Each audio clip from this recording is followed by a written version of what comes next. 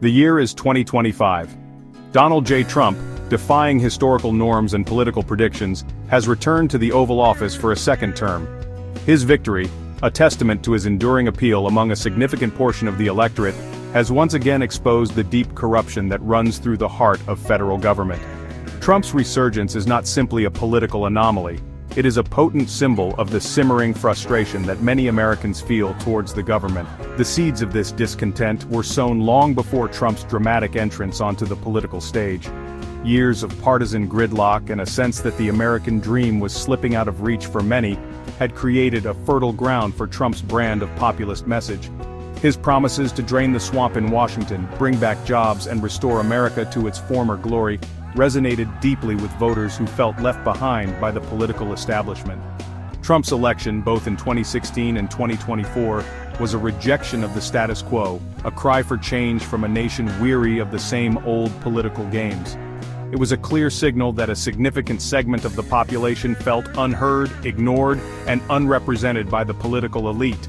The political landscape, once predictable and familiar, had been irrevocably altered.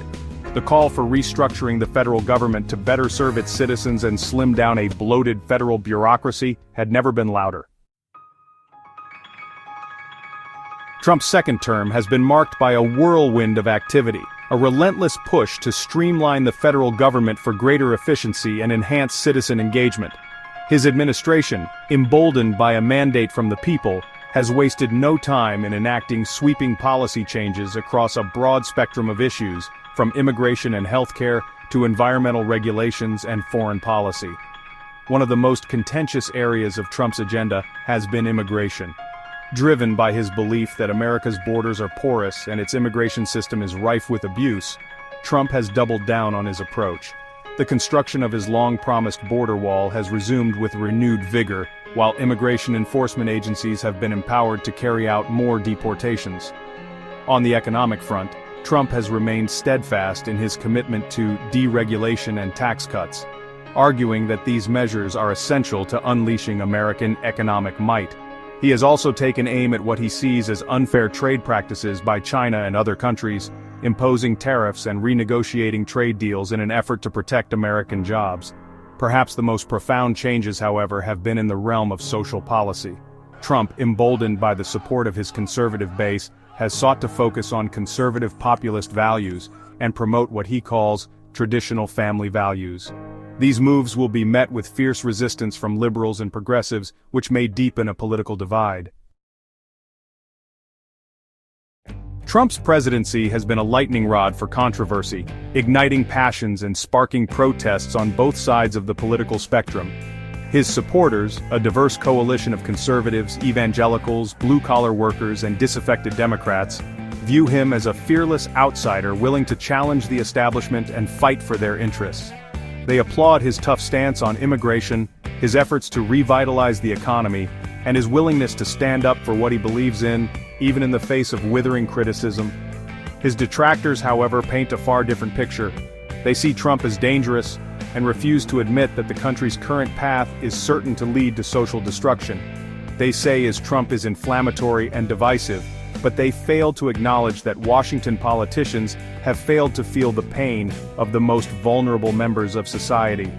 The political divide in America, already deep and acrimonious before Trump's arrival, may widen while his opposition has also failed to provide real solutions.